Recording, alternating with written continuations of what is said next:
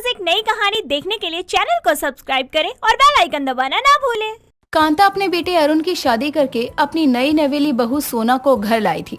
सोना ने घर में आते हुए एक बेहद ही सुंदर सी लाल साड़ी पहनी थी, जिसे देखकर कांता की पड़ोसन माला बोलती है, बहू तेरी ये लाल साड़ी तो बहुत प्यारी लग रही है, लेकिन डिजाइन पुराना है।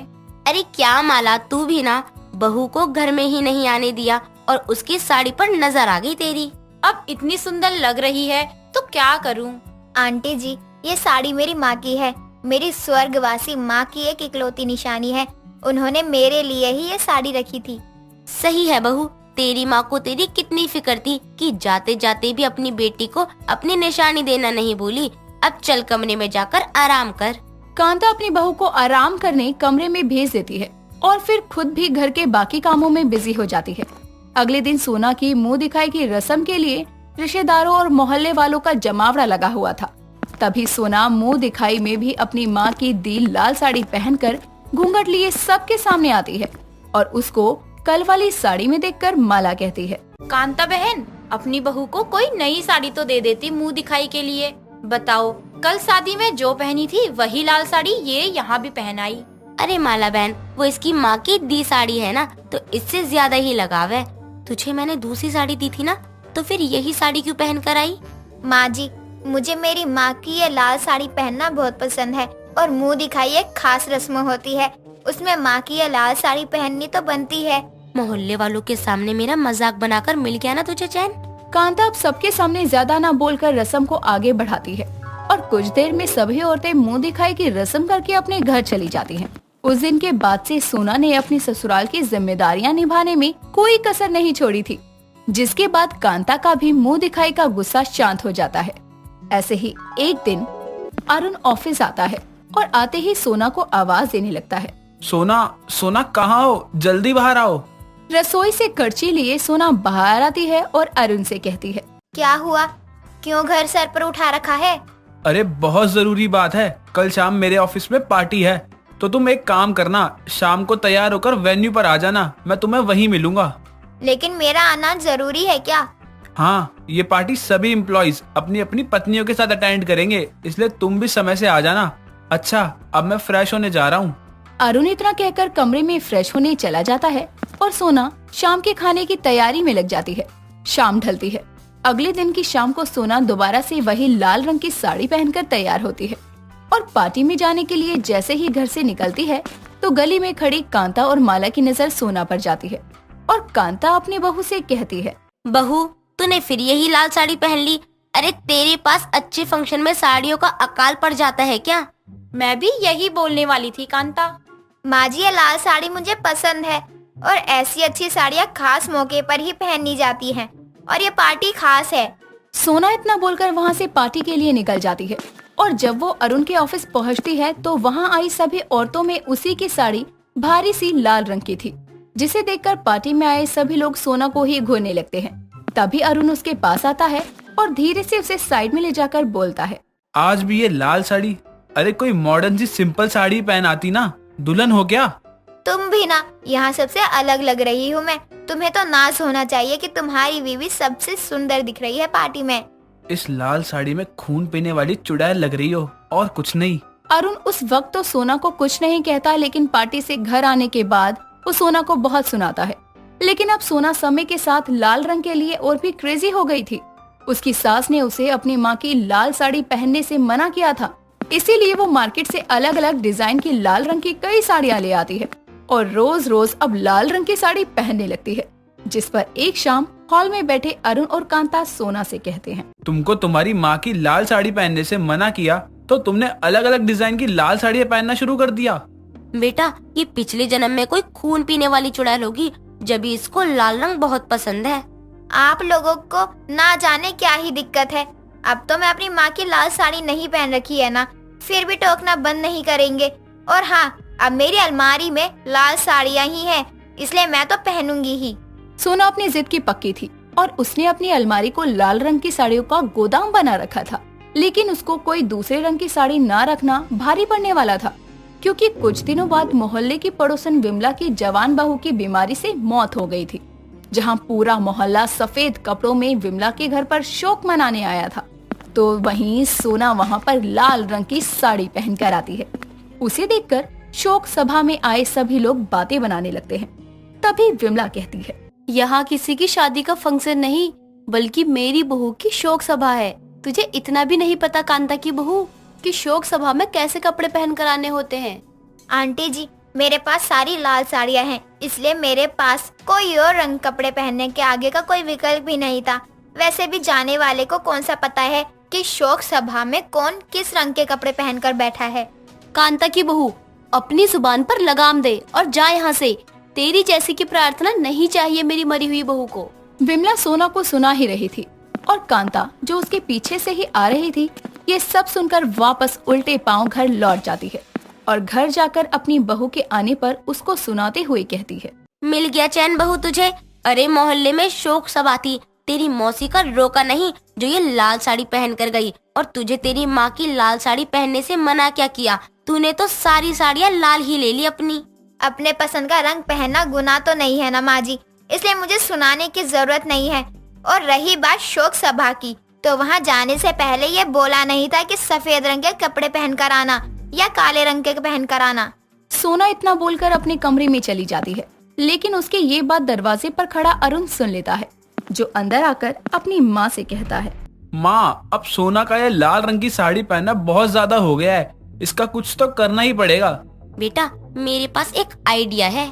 कांता और अरुण मिलकर सोना की लाल साड़ियों का क्रेज निकालने के लिए एक तरकीब लगाते हैं और रात रात में सोना के सोने पर पूरे घर के लाइट्स के बल्ब बदलकर लाल रोशनी के बल्ब लगा देते हैं। अगली सुबह जब सोना की आंख खुलती है तो उसके कमरे की रोशनी लाल रंग की थी। ये देखकर वो अपने बगल में सो रहे अरुण को उठाकर कहती है, अरुण जी, जरा देखो ना ये बल्ब को क्या हुआ, लाल रोशनी बिखेर रहा है। अरे पागल हो क्या, सब सही तो है। लाल साड़ी पहन पहन कर आंखें खून से भर गई हैं तुम्हारी, सोने दो मुझे। अरुण अब दोबारा सो जाता है, लेकिन सोना नाश्ता बनाने के लिए उठती है और जब घर के बाकी हिस्सों में जाती है तो वहाँ भी लाल रंग की रोशनी फैली थी। अब सोना को डर लगने लगता है।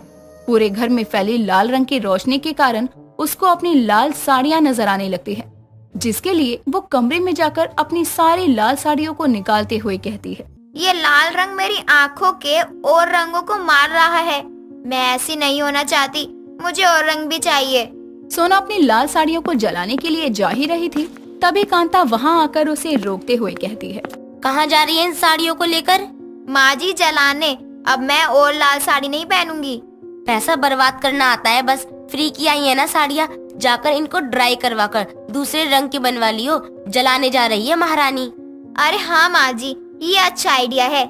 सोना अपनी माँ की लाल साड़ियों को छोड़कर सभी साड़ियों को अलग अलग रंग में रंगवा लेती है, जिसके बाद वो लाल रंग की साड़ी पहनती भी तो कभी कभी और बाकी रंगों को भी बाकी महत्व देती। मानव अपनी गर्लफ्रेंड शांति के साथ बाइक पर कॉलेज जा रहा होता है।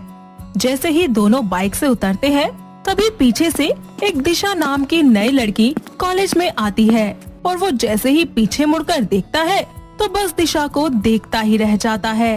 तभी शांति मानव के सर पर मारते हुए कहती है, क्या है, कहाँ देख रहे हो? मैं बोल रही हूँ, तुम्हारी आंखें निकाल कर ना मैं कंचे खेलूंगी।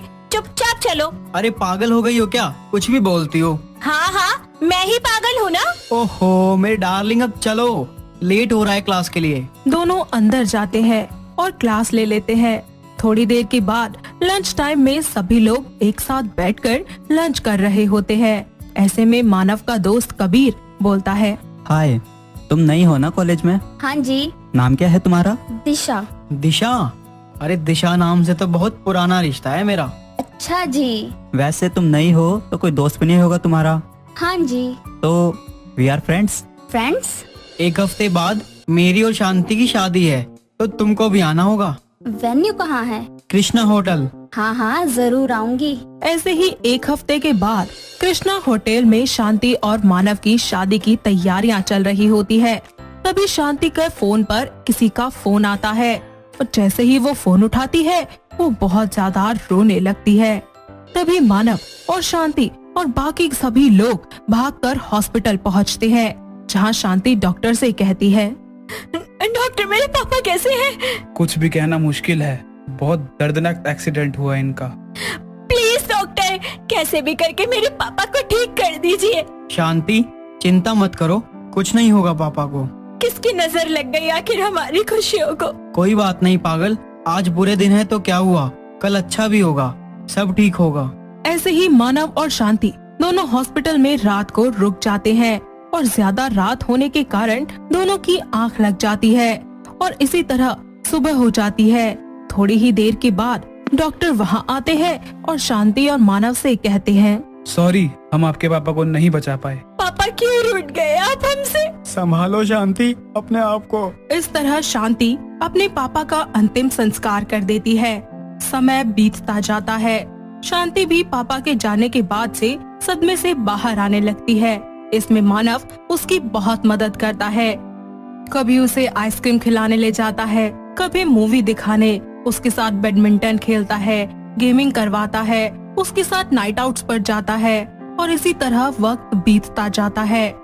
और एक दिन दिशा मानव को फोन करके उससे कहती है, हेलो मानव, क्या तुम मुझे एक एड्रेस पर ड्रॉप कर दोगे? हाँ हाँ क्यों नहीं, कब जाना है? अभी 10 मिनट में। ओके, अभी आया। थोड़ी देर के बाद मानव बाइक से उसको उसके बताए हुए एड्रेस पर छोड़ देता है और तब वो उससे बोलता है, अरे ये तो एक रेस्टोरेंट है, तुम्हें यही आना था क्या? वो मेरा मतलब है कि अंदर चले? मैं? हाँ जी तुम। अच्छा ठीक है। मानव और दिशा दोनों एक साथ सोफे पर बैठ जाते हैं और खूब सारी बातें करते हैं। थोड़ी देर के बाद मानव वॉशरूम चला जाता है। तभी दिशा मौका देखकर मानव का फोन साइलेंट कर देती है। वॉशरूम से मानव भी आ जाता है। दोनों बैठकर बातें करते हैं और जूस वगैरह पीने लगते हैं। तभी शांति मानव को फोन करती है, मगर मानव उसका फोन नहीं उठा पाता क्योंकि उसका फोन साइलेंट पर जो था। थोड़ी देर के बाद मानव और दिशा वहाँ से निकल जाते हैं। ऐसे ही शाम को शांति मानव को फोन करके कहती है, हाँ मानव, क्या चल रहा है? कब से फोन कर रही हूँ, क्या तुम्हें अपने फोन की घंटी सुनाई नहीं देती? अरे यार, दिशा के साथ था मैं और पता ही नहीं लगा कि कब तुम्हारा फोन आया। पता कैसे चलेगा? साथ में तो उसके थे, सारा ध्यान तो उस पर ही लगा होगा। पागल हो गई हो क्या? आज बताओ मुझे तुम, क्या चल रहा है तुम्हारा और उसका? यार उसमें एक अलग ही कशिश है कि मैं उसकी तरफ खींचा चला जाता हूँ, मगर इसका मतलब ये नहीं कि मैं उसे प्यार करता हूँ। तुमने आज सब कुछ खत्म कर दिया। मानव और शांति के बीच दरार आ जाती है। साथ ही शांति मानव से बात करना, उससे मिलना सब कुछ बंद कर देती है। ऐसे ही एक दिन मानव के घर दिशा आती है और उससे कहती है, मानव क्या कर रहे हो? कुछ नहीं, तुम बताओ। मानव मैं तुमसे बहुत प्यार करती हूँ। पागल हो क्या? इतने में मानव के घर शांति भी आ जाती है। दिशा और मानव को यूं बातें करता हुआ देखकर वो वहीं पर छुप जाती है और उनकी सारी बातें सुनने लगती है। तभी दिशा मानव से बोलती है, तुम मुझे महसूस करो, मैं तुम्हारी दिशा हूँ। अरे क्या बोल रही हो? सुनो फिर। आज से 5 साल पहले मानव और दिशा एक ही कॉलोनी में थे। दोनों एक साथ स्कूल जाया करते थे। मन ही मन दिशा मानव को बहुत प्यार करती थी। वो उसे लेकर बहुत ही ज्यादा ओवर पोजेसिव थी। उसको बिल्कुल भी सहन नहीं होता था कि मानव की तरफ कोई भी लड़की आंख उठाकर देखे। ऐसे ही वैलेंटाइंस डे वाले दिन दिशा मानव के सामने रोजेस लिए उससे कहती है, मानव मैं तुमसे बहुत प्यार करती हूँ। अरे यार पागल हो गई हो क्या तुम? दोस्ती से बढ़कर और प्यार से कम है ये हमारा रिश्ता। मानव प्लीज मान जाओ, मैं तुम्हारे बिना नहीं रह सकती और ना ही तुम्हें किसी और के साथ देख सकती हूँ। अरे यार जाओ तुम। इतना बोलकर मानव वहाँ से चला जाता है और दिशा फुल स्पीड में अपनी गाड़ी लेकर अपने घर के लिए निकल जाती है। बहुत ज्यादा स्पीड तेज होने की वजह से उसकी कार एक खाई में गिरती है। ऐसे ही कुछ दिनों के बाद मानव को आस पड़ोस के लोगों से पता चलता है कि दिशा अब इस दुनिया में नहीं रही। कुछ ही समय के बाद दिशा एक हॉस्पिटल में एडमिट होती है और मानव इस खबर से बिल्कुल अनजान होता है। साथ ही दिशा का चेहरा भी पूरी तरह से खराब हो चुका होता है, जिसकी वजह से डॉक्टर्स को उसकी प्लास्टिक सर्जरी करनी पड़ती है और उसे एक नया चेहरा मिलता है। इसी तरह ठीक होने के कुछ सालों के बाद वो मानव के ही कॉलेज में अपना एडमिशन करवा लेती है और अपनी पहचान को छुपाते हुए मानव से मिलती है। दिशा, तब भी तुम्हारा प्यार एक तरफा था और आज भी एक तरफा है। मानव आज भी मुझसे प्यार करता है। हमारी शादी होने वाली है। मानव मेरा है और ये शादी तो मैं होने नहीं दूंगी। जैसे पहले रोकी थी वैसे ही अब भी रोकूंगी। पहले कैसे रोका? तेरे बाप को रास्ते से हटाकर। कितनी स्वार्थी लड़की हो तुम, अपने मतलब के लिए एक निर्दोष को मार डाला। मैं अभी पुलिस को कॉल करता हूँ और तुमको गिरफ्तार करवाता हूँ। अरे तुम जैसी लड़की के साथ रहने से अच्छा है मैं मर जाऊँ। अगर तुम यही चाहते हो तो यह भी ठीक है, मैं गिरफ्तार भी खुशी खुशी हो जाऊंगी। पर मानव, मैं तुमसे सच में बहुत प्यार करती हूँ। मानव पुलिस को कॉल करके दिशा को गिरफ्तार करवा देता है। सलाखों के पीछे जाने के बाद दिशा को अपनी गलती का एहसास होता है। इसी तरह वक्त बीतता जाता है और कुछ ही महीनों के बाद मानव और शांति बड़ी ही धूमधाम से एक दूसरे से शादी करके अपनी जिंदगी में आगे बढ़ जाते हैं। तो वहीं दिशा अपनी सारी जिंदगी पछतावे में बिताती रहती है। तो दोस्तों, कैसी लगी आपको हमारी ये बहू की अनकही दास्तां? क्या आपके घर के आसपास भी है कोई ऐसी बहू जिसके साथ कुछ ऐसा हुआ हो? अगर हाँ, तो उन्हें ये वीडियो दिखाइए और हमें कमेंट करके बताइए। दोस्तों, अगर आपको ये कहानी पसंद आई तो इसे लाइक करें, शेयर करें और कमेंट करके बताएं कि कहानी में आपको सबसे अच्छा क्या लगा।